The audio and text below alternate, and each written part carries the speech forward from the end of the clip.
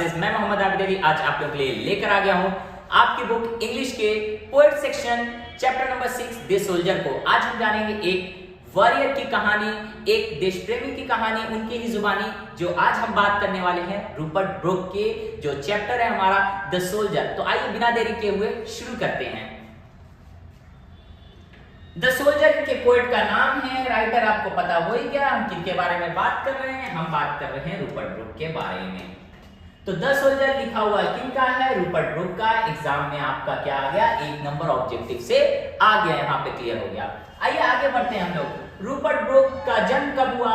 1887 में। 1887 में उनका जन्म हुआ और उनका निधन कब हुआ? यानी वो चल बसे कब?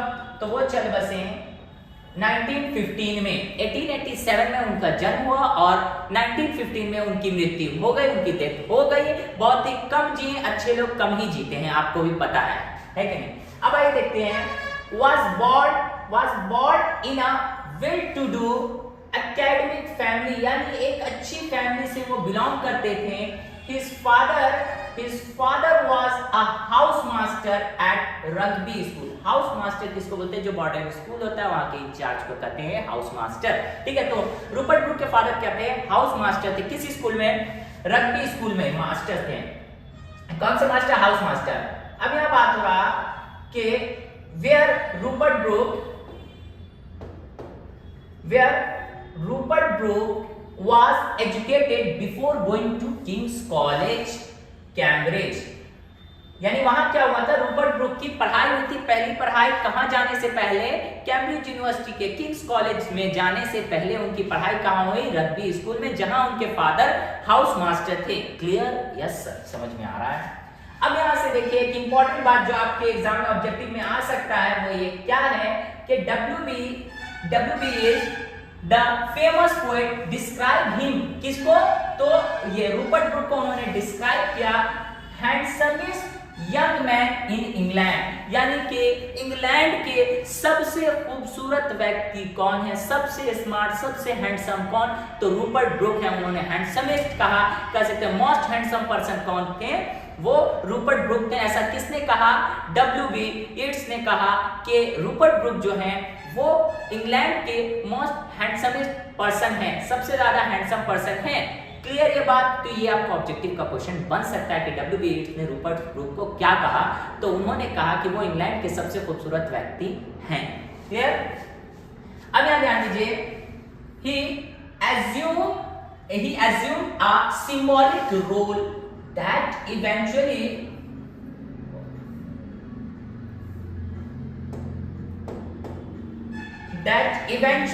turned into the myth of a young and beautiful fallen warrior. ठीक है, उन्होंने क्या कहा? एक बहुत ही जबरदस्त योद्धा उनको कहा गया। कह लीजिए तो वो सारे सोल्जर के लिए एक ये थे, मोटिवेशन भी कर सकते हैं आप उनको। यानी वो एक बहुत अच्छे देश प्रेमी थे। उन्होंने देश के लिए मतलब एक योद्धा की तरह उन्होंने खुद को साबित किया है, इसीलिए उनको क्या मोस्ट ब्यूटीफुल भी कहा जाता है। बहुत ही अच्छे वॉरियर थे जिन्हें एक योद्धा बनाया गया। यानी उनकी जो अच्छाई थी वही उन्हें क्या योद्धा बनाती है। वो उन्होंने देश के लिए बहुत अच्छे तरीके से काम किया। अब आगे देखते हैं। ही डाइड, वह मरे। He died of septicaemia. Septicaemia क्या हुआ? एक कीड़े के काटने की वजह से ये बीमारी हुई उनको, जिसकी वजह से उनके खून में जहर फैल गया। ठीक है, he died of septicemia on April 23, 1915. अप्रैल 23, 1915 में 1915 में उनकी मृत्यु हो गई। किस वजह से? एक कीड़े के काटने की वजह से। कहां? तो एक आइलैंड पर, लेमनस। ठीक है, लेमनस जगह है, वहां का वो आइलैंड है। ठीक है ना?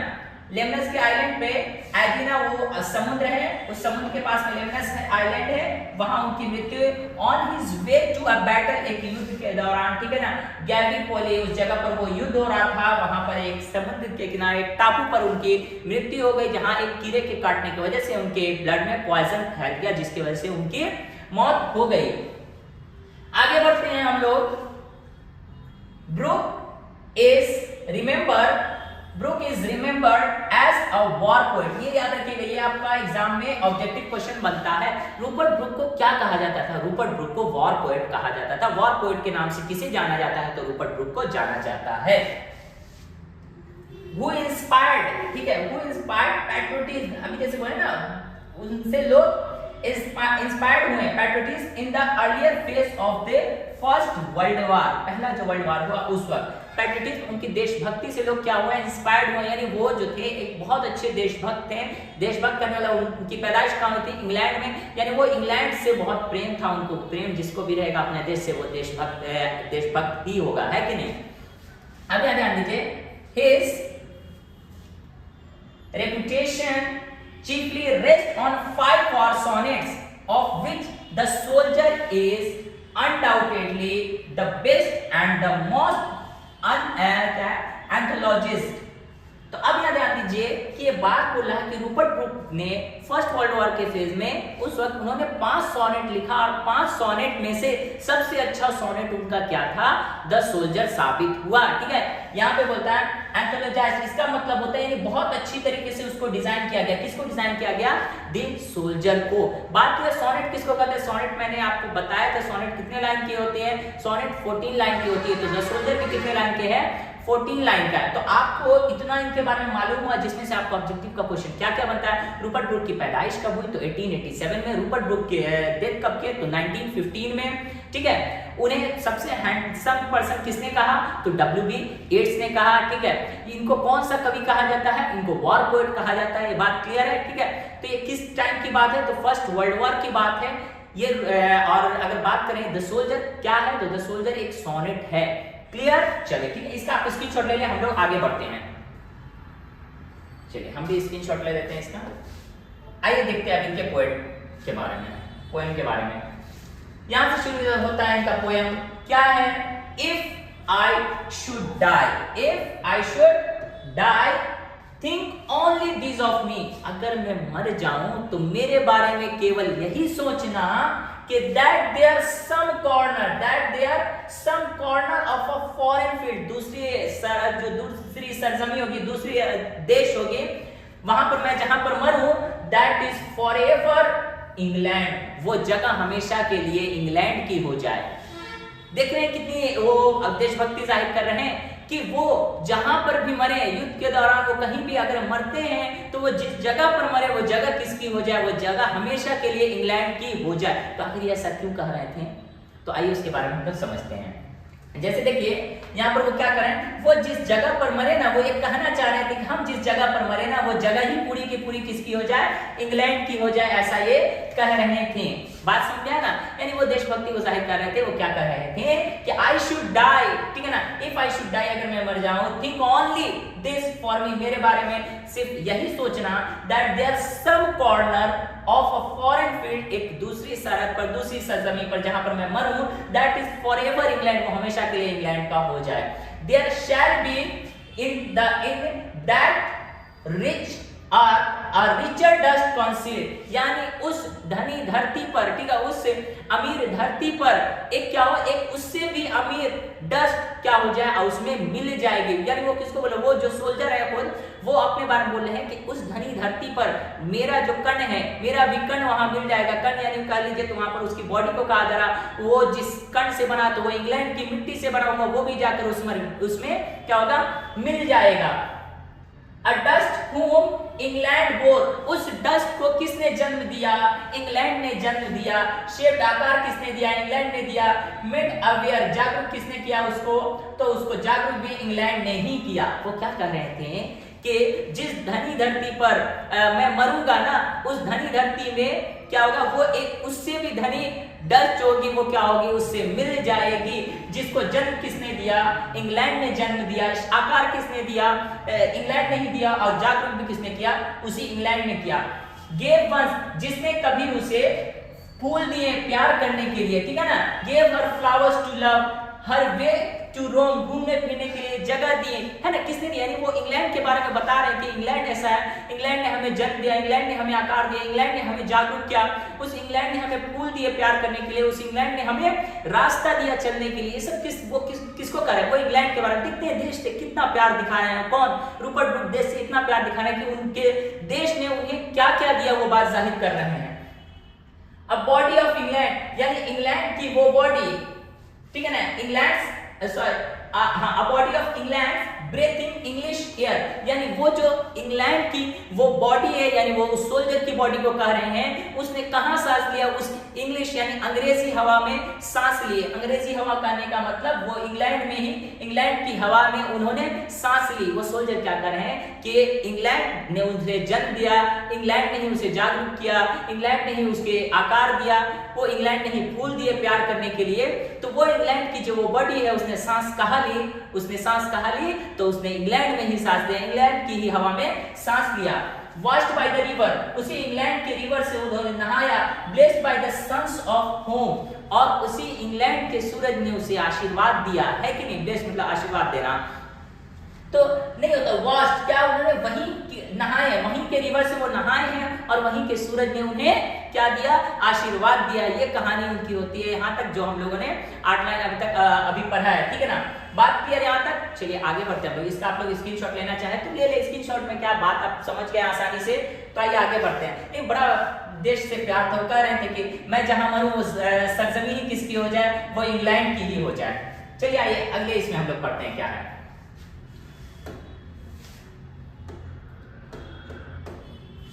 देखिए एंड थिंक, और सोचो, दिस हर्ट, ये जो दिल है ना, all evil shed away. All evil shed away कहने का मतलब इस दिल के अंदर जो भी बुराई होगी वो सब क्या हो जाएगी, धुल जाएगी। यानी वो कह रहे हैं कि अगर मैं मर जाऊंगा, मेरे मरने के बाद ही मेरे दिल में जो भी अगर बुराई भी होगी वो सब क्या हो जाएगी, धुल जाएगी। यानी मेरा दिल बिल्कुल साफ हो जाएगा। मरने के बाद नहीं बोलते हैं, अब वो बेचारा क्या करेगा, मरने के बाद क्या होता है कि वो एकदम उसकी आत्मा तो चली गई, अब क्या है, उसका मन एकदम साफ हो जाएगा, उसकी जितनी भी समझ है कि बुराई वो सारी चीज शेड अवे हो गई, यानी धुल गई। A pulse in the eternal mind no less. अब वो कह रहे हैं कि ये जो धड़कन है ना, इटर्नल माइंड कहने का मतलब वो उनका जो शाश्वत मन है, शाश्वत मन है, यानी कहने वाले जो कभी ना मरने वाला। देखो इंसान की बॉडी तो मर जाती है, खत्म हो जाती है, लेकिन उसका मन हमेशा जिंदा रहता है, ठीक है ना। तो वो ऐसा कह रहे हैं कि मेरी बॉडी तो मर जाएगी लेकिन मेरा मन उस इंग्लैंड के लिए हमेशा जिंदा रहेगा। आगे हम लोग समझेंगे, आगे की लाइन में पूरी बात क्लियर हो जाएगी वो क्या कहना चाह रहे हैं। यानी वो उनका मन जो होगा वो कभी कम नहीं होगा। Gives somewhere back the house, ठीक है, बाय इंग्लैंड गिवन। देखो इंग्लैंड के बाद जो इंग्लैंड ने उसको उसे एक सोच दी, तो क्या सोच दी आइए देखते हैं। हर साइड वो दृश्य, एंड साउंड्स वो आवाजें, dreams happy as her day, जो उसकी खुशी हर दिन की थी वो सब किसने दी, इंग्लैंड ने दी। तो वो उस मन को कभी भुला नहीं सकता है, वो कभी मरने वाला नहीं है वो मन। एंड लाफ्टर, वो जो हंसी थी, लर्न ऑफ फ्रेंड्स, कहां से सीखा, दोस्तों से सीखा। एंड जेंटलनेस, विनम्रता, इन हार्ट एट पीस, ठीक है ना, उस शांत दिल में। मरने के बाद तो दिल शांत हो जाएगा, दिल धड़कता थोड़े है मरने के बाद। तो मरने के बाद जब वो शांत मन हो गया, अब उसमें क्या रहेगा, सारी बुराई भूल गई है तो, लेकिन वो यादें वो सारी रहेंगी। तो कहां रहेंगी, वो बोलते हैं अंडर एन इंग्लैंड हेवन, ठीक है ना। वो क्या करते हैं कि वो सारी चीजें कहां रहेंगी, उनके दिल में, कहां, तो under an England heaven, English heaven, English heaven. तो बात करें वो इंग्लिश हेवन के, यानी कि इंग्लैंड में जन्नत की बात, तो इंग्लैंड के जन्नत में अगर बोले तो ऐसा नहीं होता है कि हर कंट्री का अलग अलग जन्नत बना होता है। इंडिया का हेवन अलग है, श्रीलंका का हेवन अलग है, पाकिस्तान का हेवन अलग है, इंग्लैंड का, अमेरिका का, सबका जन्नत अलग अलग बनाने लगे। तो ऐसा नहीं, लेकिन वो बात कर रहे थे कि उनको अपने देश से इतना प्यार था कि वो कह रहे थे कि मरने के बाद भी वो उस इंग्लैंड के ही जन्नत में रहेंगे और उनके मन में वो सारी बातें रहेंगी जो भी चीजें उन्हें इंग्लैंड से मिली है। बात यहां तक आपको आसानी से समझ में आ गया है। अगर कोई भी आपको दिक्कत होगा तो प्लीज आप कमेंट सेक्शन में बताएं कि सर हमको ये बात नहीं समझ में आई। और जैसा कि मैंने पिछली वीडियो में भी आपको नंबर दिया था कि प्रॉब्लम होता है अगर इस चैप्टर के रिगार्डिंग, तो आप क्या है, आप हमसे पूछ सकते हो। बात क्लियर है। अगर दिक्कत होगा तो मैं फिर से नंबर दे दे रहा हूं बाबू, मेरा कॉल कर लेना 736-700-3274। ओके, तो आप इस नंबर पर कॉल कर लेंगे अगर प्रॉब्लम होता है तो। अगर ये चैप्टर नहीं समझ में आए तो मैं आपको कॉल पे भी बता दूंगा यार, टेंशन नहीं लेना है। क्लियर ये बात? चलिए ठीक है। जैसा भी अगर वीडियो आपको पसंद आ गया है अभी तक तो प्लीज लाइक जरूर करना यार। लाइक अगर आप करते हो तो मोटिवेशन हमको मिलता है, सो प्लीज आप लाइक करें। लाइक ही हमारा मोटिवेशन और एनर्जी आ जाती है ना, एनर्जी लेवल बढ़ जाएगा तो नेक्स्ट वीडियो और धांसू बनेगी, है कि नहीं। चलिए आप इसका स्क्रीनशॉट ले लें। अब हम बढ़ते हैं आगे, कुछ ऑब्जेक्टिव क्वेश्चन के ऊपर बढ़ते हैं। हम भी स्क्रीनशॉट ले रहे हैं। चलिए ऑब्जेक्टिव यार तुम लोग खुद सॉल्व करें, इतना तो समझदार हो गए हो। चलो थोड़ा देर साइड हो रहा है, स्क्रीनशॉट लो और जल्दी से इसको बनाओ।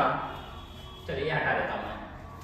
चलिए स्क्रीनशॉट लो और जल्दी से बनाकर हमको दिखाओ। स्क्रीनशॉट ले लिया होगा, पॉज भी कर लिया होगा वीडियो को। तो आइए अब देखते हैं इसका आंसर। बात है अडस्ट हूं, वो धूल वो कण जिसे किसने जन्म दिया? तो इंग्लैंड ने जन्म दिया। किसने जन्म दिया?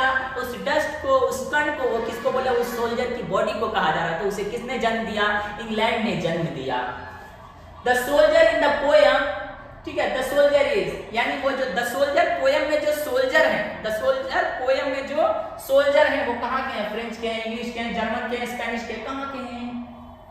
इंग्लिश, यानी दैट मींस इंग्लैंड के।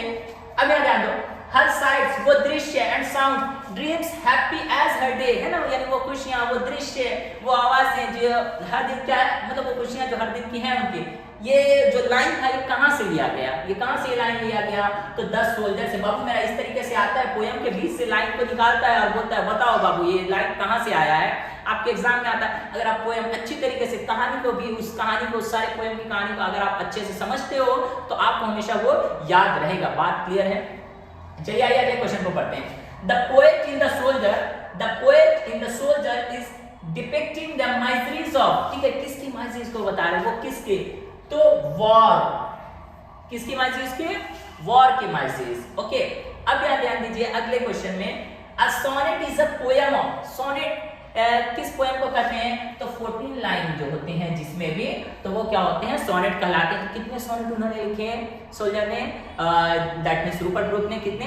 5 सोनेट, जिसमें सबसे अच्छा सोनेट उनका कौन सा था? द सोल्जर था। क्लियर? आइए अगले क्वेश्चन पे पढ़ते हैं। इन हार्ट्स एट पीस, ठीक है ना, वो जो शांत मन था, अंडर एन इंग्लिश इवेंट था भाई, अंग्रेज के ये इंग्लैंड के जन्नत में। इज फ्रॉम, कहां से है भाई? तो कौन से? स्नेक नहीं है सर, एनी पिटफ नहीं है, कहां का है सर? ये द सोल्जर का है। Very good. अब यहाँ दो, dash is remembered as a war poet, किनको युद्ध कवि कहा जाता है, वॉर पोएट कहा जाता है? तो रूपर्ट ब्रूक को वॉर पोएट के नाम से जाना जाता है। क्लियर है? मजा आ रहा है सर? ये सारा बोर्ड का क्वेश्चन है, लिख दे रहा हूं यहाँ, ये जो भी अब तक बोर्ड में आया है, ठीक है।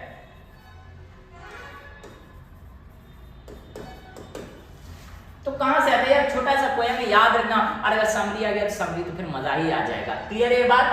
चलिए आगे देखते हैं। रूपर्ट ब्रूक प्रेसेस, यानी वो किसकी सराहना कर रहे थे? तो वो किसकी सराहना कर रहे थे? किसके बारे में उतना बता रहे थे? इंग्लैंड के बारे में ही ना बता रहे थे। इंग्लैंड ने जन्म लिया है ना, इंग्लैंड की हवा में उन्होंने सांस ली है ना, इंग्लैंड के ने फूल दिए प्यार करने के लिए, वो सब इंग्लैंड के बारे में ही ना बता रहे थे। तो ये आपको ऑब्जेक्टिव क्वेश्चन है, आप इसका स्क्रीनशॉट ले ले जल्द से। चलिए स्क्रीनशॉट ले लिया। तो बाबू मेरा आज का कहानी हम लोग यहीं समाप्त करते हैं। अगर मजा आया तो प्लीज यार लाइक करो यार, शेयर करो अपने उन दोस्तों को जो ऐसी वीडियो की खोज कर रहे थे यार, खोज कर रहे थे, सर्च कर रहे थे, जो भी कर रहे थे यार, कर तो रहे थे, प्लीज उनको शेयर करो यार, लाइक करो, मोटिवेशन मिलता है आप लोगों के लिए तो ये वीडियो बनाते हैं। और आप ही लोग अगर लाइक नहीं करेंगे तो अंदर से वो एनर्जी आएगी कहां से? तो प्लीज लाइक करो यार, शेयर करो, सब्सक्राइब करो। ज्ञान क्लासेस आप लोगों के लिए इस तरीके की वीडियो लाता है और आपके एग्जाम से रिलेटेड सारी बातों को बताता है। आपका एग्जाम अच्छा जाए हम लोग ये विश करते हैं। सो प्लीज ज्ञान क्लासेस के साथ बने रहें। उसके चैनल को अगर अभी तक आपने सब्सक्राइब नहीं किया तो प्लीज सब्सक्राइब करो, लाइक करो और शेयर करो यार। आज के लिए इतना ही। Thank you for watching this video. Bye bye.